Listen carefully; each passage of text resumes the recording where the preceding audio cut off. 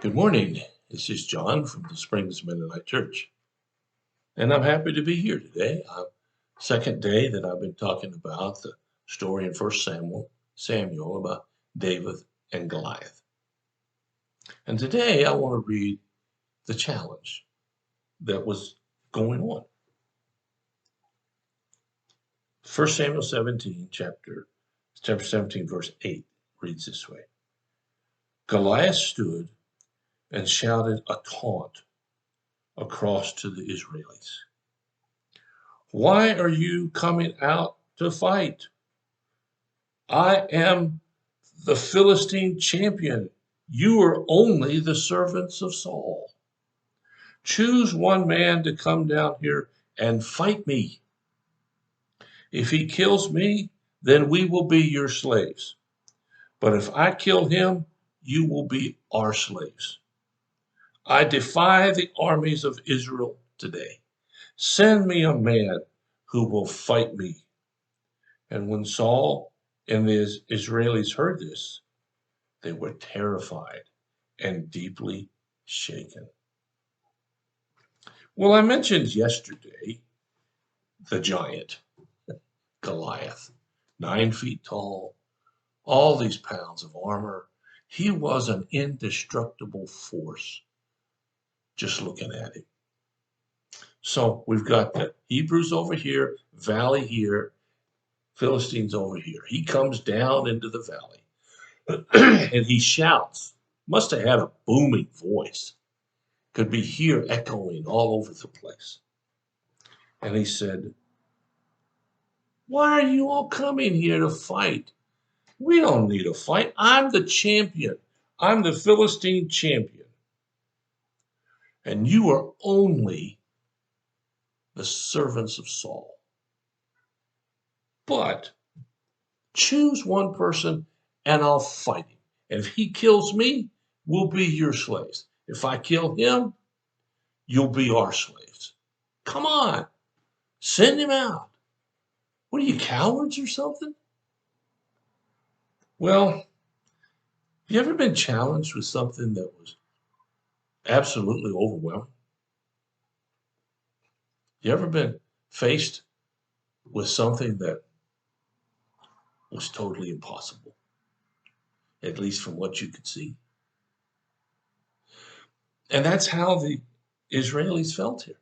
That's how Saul himself, it says, when Saul and the Israelis heard this, they were terrified and deeply shaken.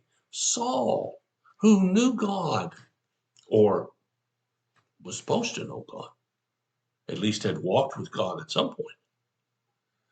Even Saul is shaking to his very core because this thing is so humongous and there's no hope. There's no possibility of anything happening. You and I face these challenges. Maybe not every day, maybe not every month, maybe not as much as some other people do. I know I have a son, and he has mental challenges. I can't tell you that every day he faces them. In fact, I'm not even sure that he has totally faced them yet. But as he said to me once, he said, you know, Dad, I was in a really dark place. And he said, I don't ever want to go back there. I've never been in that really dark place with no way out. Maybe you have been. And if you have, you know what I'm talking about. You know what it's like to be terrified and have no solution. I tell my son, well, son, keep doing what you're supposed to do. Keep taking your medicine. And if you do all of that, you'll have a bright future. This is a guy who at one time wanted to get his PhD and do marine biology research. This is a guy who is very, very capable of a lot of things. And today he's working at a food mart and a gas station. And that's progress. We don't have to be on top of the world. We just have to be wherever we are. And when we face a challenge that seems insurmountable, we have to decide what to do. Now, the rest of this week, I'm going to talk about what happened. I'm going to leave it right here for now. And it sort of seems kind of like an empty, hollow place to be, because I don't want to tell you the answer.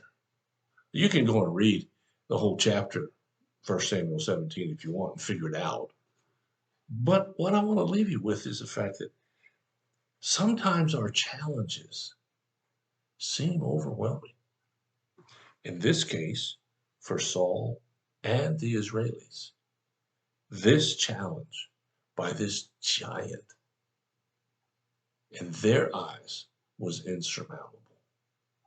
And we now know that not one single member of Saul's army volunteered to go fight Goliath. Not one. Even Saul himself didn't volunteer and go fight him. All they seemed to want to do was stand on the hill over here and be afraid. And I want to tell you that when you have a challenge, if all you're going to do is stand over here and be afraid, that challenge is never going anywhere except to consume you. Life doesn't care what happens to you. God cares. And he will always provide an answer to the challenge if you'll let it. And tomorrow we're going to start reading about the answer that God provides, even though the answer wasn't what Saul or the leaders thought would happen. When you and I get in a position where we're about to lose hope, I encourage you to take that moment and not lose hope. And remember, there's a God who cares about you. He really does. And he wants the best for you. Today, tomorrow, and the next day. Never give up. Never think that God doesn't have an answer, however long it takes to get it. This story in 1 Samuel tells us that. And tomorrow I'll be back and tell you another part of this story. It's an interesting one. It has to do with David and his brother. But that's for tomorrow. Thanks for listening. If you have a need or a concern, let us know. We'll do whatever we can as fast as we can to help meet your need. Thanks so much for listening. I'll talk to you tomorrow.